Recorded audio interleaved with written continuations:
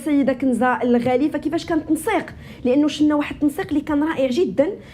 وانت اللي غادي تقربينا وغادي تاكدي لنا هذه الامور ما بين السفاره والجامعه الملكيه وكذلك بعض يعني الوزارات الاخرى لضمان يعني لوجيستيكي وكذلك المعنوي للمنتخب والباقي يعني كذلك على مستوى التاشيره لبعض يعني الجماهير اللي تنقلات للشيلي. الحمد لله، يعني هي الامور اللهم لك الحمد يسر الله عز وجل. هذا يدخل في اطار كنتصور العمل ديال السفير، لانه من اتصلوا بها من وزاره الخارجيه وكذلك سيد فوزي القجع بانهم غادي يجيو يعني طائرتين من المغرب ديال المشجعين، كانت في واحد الظرف وجيز يعني اقل من يومين، وهذا اشكال الفيزا لان عندهم فيزا الحصول عليها صعيب. فالحمد لله بالعلاقه ديال المغرب الطيبه مع الشيلي ومع جميع القطاعات اللي عندهم، قطعنا تواصلنا معهم والحمد لله اللي كان هناك واحد التواصل واحد الاتفاق بين وزاره الداخليه ووزاره الخارجيه وبدعم من وزاره الرياضه، وسمحوا للمغاربه على انهم يدخلوا بواحد يعني بواحد لوتوريزاسيون سبيسيال، يعني بواحد سمحوا لهم يدخلوا بواحد القانون، يعني بواحد اوتوريزاسيون سبيسيال. سمح لي ما عرفت شيء تاشيره، يعني تاشيره اللي خاصه واحد بترخيص خاصه دخلات اللي الحمد لله اللي دخلوا بها المغاربه، وهذا كان مهم. وحنا كان من واجبنا كذلك هاد الناس اللي جاوا 14 ساعه باش يجلسوا 7 ساعات، كان من الواجب ومن المفروض علينا يعني كاي واحد مغربي غيقوم بهذا العمل. فنهم في المطار وجاوا الاقامه ديال المغرب ارتاحوا فيها على قد انا كنقول دائما عملنا داكشي اللي قدينا. انا بغيت نرجع معك لهذه النقطه هذه، باقي كنقول من خلال جميع المنابر الى هناك تقصير حق شي واحد كنعتذروا له يسمح لنا، والحمد لله كذلك كان هناك توفير الحافلات من طرف يعني الفيدراليه الملكيه ديال كره القدم، وكانوا كذلك البطاقات ديال باش يدخلوا للملعب، وكان كل شيء الحمد لله ممتاز. وكذلك من بعد النهايه ديال المقابله كذلك طاقم السفاره واكبهم حتى مشاو للمطار. هناك كانوا جلسوا واحد 3 ولا 4، هذه واحد 4 ايام كانوا بقاو، قالوا بان مشات عليهم الطياره وبقاو في المطار، اتصلوا بنا شرطه المطار وكانوا خداو غادي يرجعوا عن طريق اسبانيا.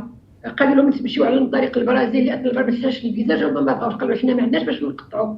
فلهذا كذلك الشرطه الشيليه وكلتهم في الطياره، اخذتهم الى ان كذلك وضعتهم في الطيران المغربي. فالحمد لله يعني الامور كلها مشات بخير وعلى خير، والمواطنين ديالنا رجعوا لبلادهم سالمين امنين والحمد لله منتصرين. وكاس العالم الحمد لله وصل عندنا المغرب، اللهم لك الحمد. الحمد لله. انا بغيت نرجع معك لهذه النقطه سيده كنزه الغالي، هو كيفاش جاتكم الفكره بعدا ديال هذاك الغداء اللي نظمتوه في المقر الخاص بكم نتوما يعني كسفيره يعني في الشيلي، ولاحظنا واحد الامباكت اللي كان كبير جدا على الجماهير.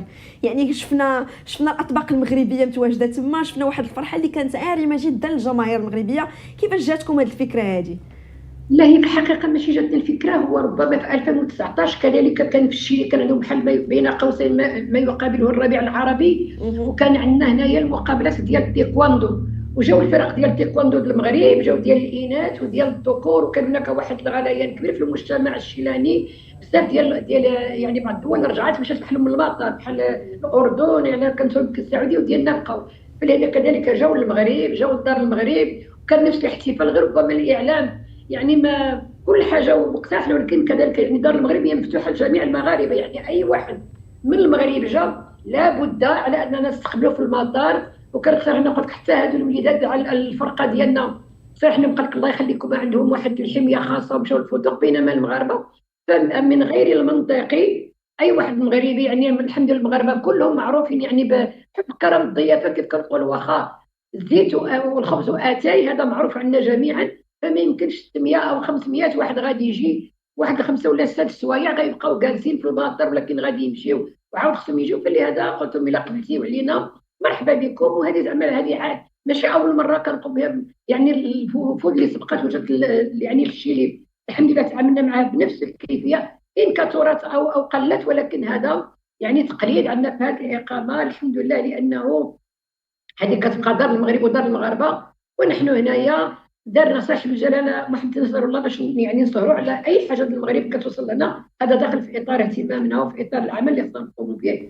كنتمنى ان شاء الله نكون يعني قمت بالعمل كما يحب الله عز وجل ويرضى. وانا باقا كنعتذر كنقول لا شي واحد من الناس اللي وصلوا وما كانش على خاطره كنعتذر له يسمح لي هذا لطف منك سيده كنزه.